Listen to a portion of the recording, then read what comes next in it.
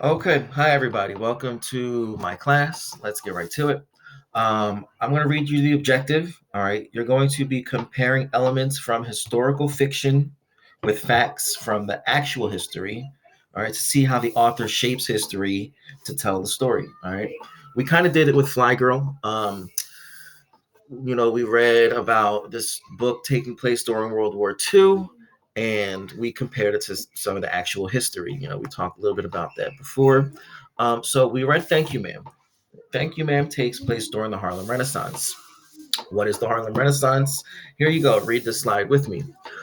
In the 1920s, African Americans suddenly became popular across the country due to an increased amount of their arts, poetry, books, novels, music, etc. All over the country, people were interested in these amazing poets and artists, and they were all artists that seemed to be originating from Harlem, New York. All right, thus the Harlem Renaissance. All right. Um, some scenes from the Harlem Renaissance. Okay, Harlem Renaissance, 1920s New York. African American culture was exploding onto the scene. All right, nightclubs. There was culture. There was artists, books, music, movies, dancing.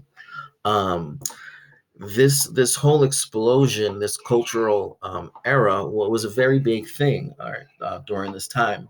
Um, so, there's some pictures you can kind of look at there. Um, with that in mind, all right, things I want you to know right now.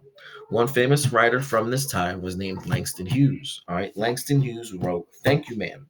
All right, this story takes place during that time. All right, the 1920s, Harlem, New York. We're comparing the fiction of Thank You, Ma'am to the actual Harlem Renaissance. All right, so before we do that, once again, I want you to know a little bit more about the Harlem Renaissance. All right, so I told you a couple things. You're going to read an article, all right, about the Harlem Renaissance. So you're going to go to commonlit.org. You're going to read the article about the Harlem Renaissance for some more information about the time period. All right, and you will be, of course, reading and answering questions to show your comprehension of this text. All right, this text will put you on level 2 eighth grade because actually it's an eighth grade text. All right, I think you'll be okay. Remember, always use textual evidence when answering open-ended questions. Okay. Um, I've been grading your writing, and those who are not using open-ended questions, you're not getting full credit. All right, and your grades are going in. Um, I've been working on that now, just so you know. You can see some of your grades already. I graded your things on Common Lit. That will give you kind of an idea of what your grade's going to be when I put that in. But that's just a little bit of information for you. Okay, anyway, go get to it. Commonlit.org. The article's called The Harlem Renaissance. You'll see that there for you.